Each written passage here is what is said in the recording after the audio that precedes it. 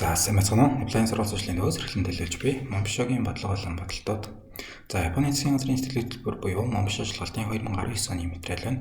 Косм буюу техникийн коллежийн оюутан физик бодлого 1-1. За дараах асуултууд хариулна уу гэснээ. За 2 кг масстай биетэй байгаа юм байна тийм үү? Реск гэхээр болохоор анх 50 байсан гэсэн үг. Хөдөлгөхгүй байгаа. Хөвтэй, үрэлтгүй, гадаргуй дээр тийм.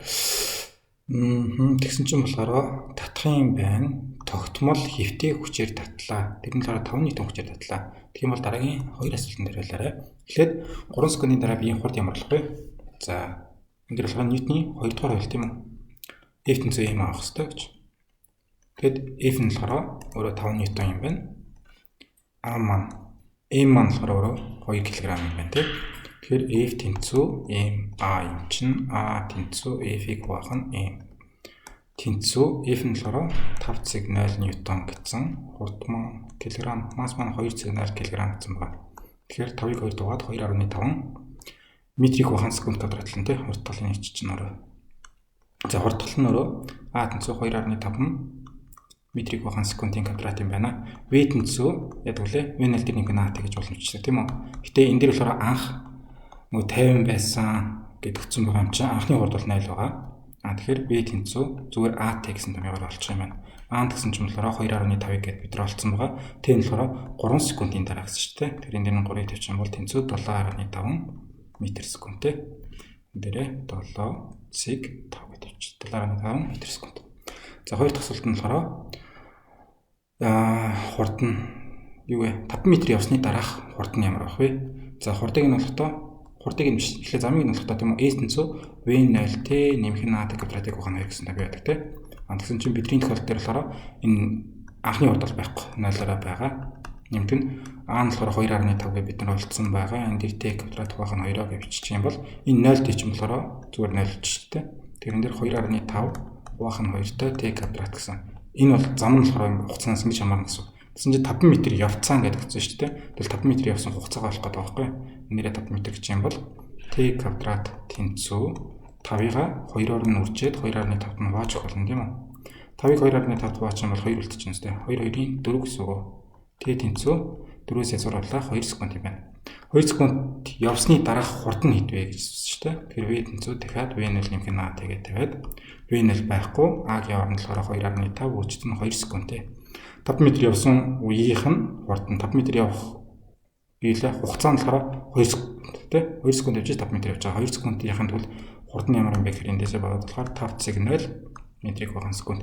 Энэ дээр 5,0-оор нь тавьсан дэрх. Яг нь 5 гэсэн хариу бол болно л доо. Гэхдээ шалгалтын дээр те нөгөө өгдлүүд нь өөрөөсөө 5,0 гэдэг цэгийн дараа нэг оронтой тийм нэг орны наривчлалтаа явуулсан юм чинь дээр 5 гэж тавьжсэн 5,0 гэж тавьчвал яриад ирэх те. За дараагийн асуулт нь. За нэг юм block of mass гэдэг тийм үү? Нэг юм A massтай бий байгаа юм байна. Анх болохоор бас дахиад яхаа 50 байсан. Хурд нь 0 байсан. Хөвтэй гадаргуу дээр байгаа. Гэтэ хөвтэй гадаргуу маань болохоор одоо friction гэсэн тий. Frictionless гэх юм бол үрэлтгүй байсан шүү дээ. Friction гэдэг тавьсан юм чинь одоо бол үрэлттэй нэг гадаргуу дээр байгаа юм байна. За тэгсэн чинь өөдөө өнцөг үүсгээд F хүчээр ингээд татлаа. Тэрний үр дүнд юу юм? Татагдсан чиглэлд яхаа тогтмол хурдтгалтайгаар хөдөлж эхэллээ гинэ. За тэгвэл үйлчилж байгаа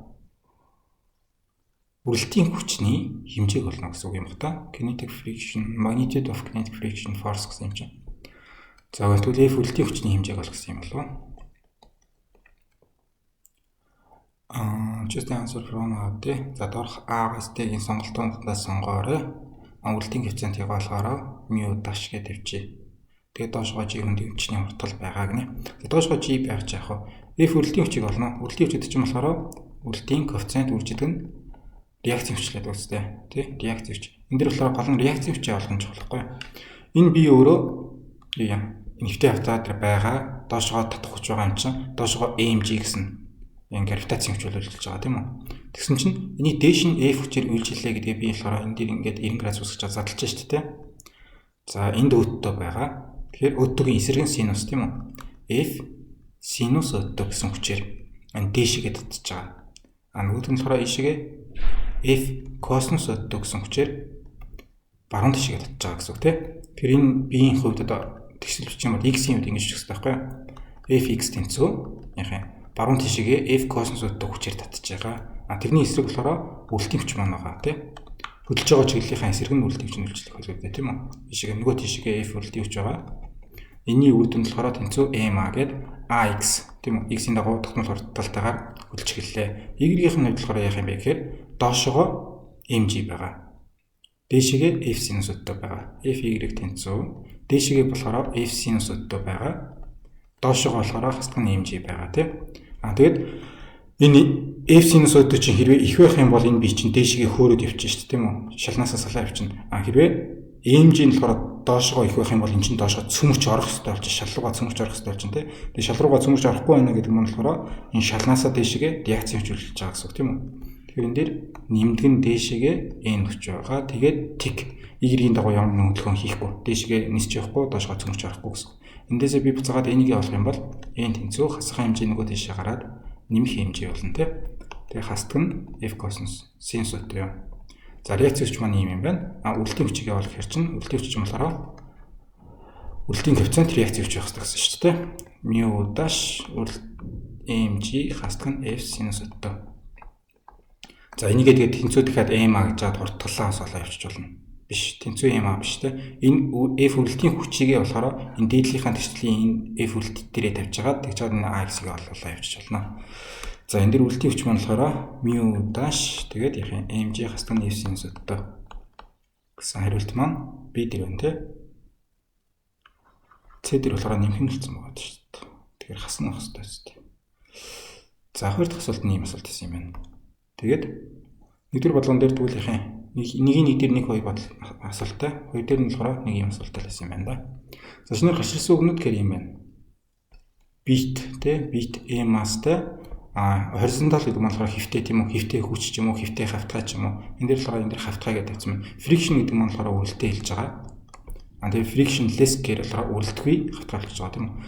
За эндээс ийм хүчээр татлаа, тогтмол ийм хэмжээтэй хүчээр татлаа, ямар хурдтай болох вэ, ямар замд болох вэ, ямар хурдтгалтай болох вэ гэд энэ дээр болохоор кинетик үрэлтийн коэффициент тэгснэ гравитацийн таталцал буюу манай хүний хүчний ортолч тийм үү? За кинетик үрэлтийн коэффициент гэдэг нь болохоор юу гаалаад байгаа? Хөдөлж байх үеийнх тийм хөдөлж байгаа үеийн үрэлтийн коэффициент.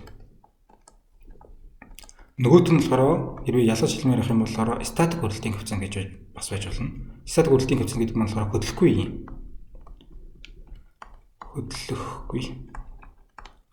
Тэгэхээр за зүгээр ингэж хөө шал тавиад нэг бие тавьчих. Энэ болохоор өөрөө доошоо mg хүчтэй байгаа тийм. Тэгэхээр өөдөөс нь цөмрүүлэхгүй тул болохоор шалнаас реакц хүч n үйлчлэн тэр нь болохоор энэ тохиолдолд mg тэгээ тэнцүүгээ тавьчих. За одоо ийшээ болохоор f хүчээр татаад хөдлөгөө гэхээр яах вэ? Гэхээр болохоор f-с хасдаг нь f үрэлт тийм үү? Тэнцүү ma болох хэвээр. Энэ болохоор хөдөлж байгаа үед нь гэхээр f-с хасдаг нь үрэлтийн хүчийг энэ дээр яхан кинетик үрэлтийн коэффициенттайгаа n-тэй тавиад байгаа байхгүй юу? Тэнцүү ma. Тэгжиж яах юм? Хөдлөөд a хурдталтай хөдлөөд явж гинэ гэсэн үг. Хөдлөөгүй үед нь яах вэ гэх юм болохоор f нь их буюу тэнцүү хүчгүй mu static n гэдэг чи. Статик үеийнх нь үрэлтийн коэффициент болохоор реакцийн хүч гэдэг ийм хөдлөхгүй үеийн үрэлтийн хүч байгаа. Энэ хүчнээс илүү хүчээр татчихж хөдлөн илүү хүчээр татаж чадахгүй болохоор хөдлөхгүй тайван байж гинэ гэсэн тийм яхаа үрэлтийн коэффициент байж болно. Бид нар энэ бодлого дээр болохоор дандаа mu k-гаар нь бодож байгаа. Эсвэл болохоор mu k тэнцүү mu s тохиолдлуудыг бодож байгаа.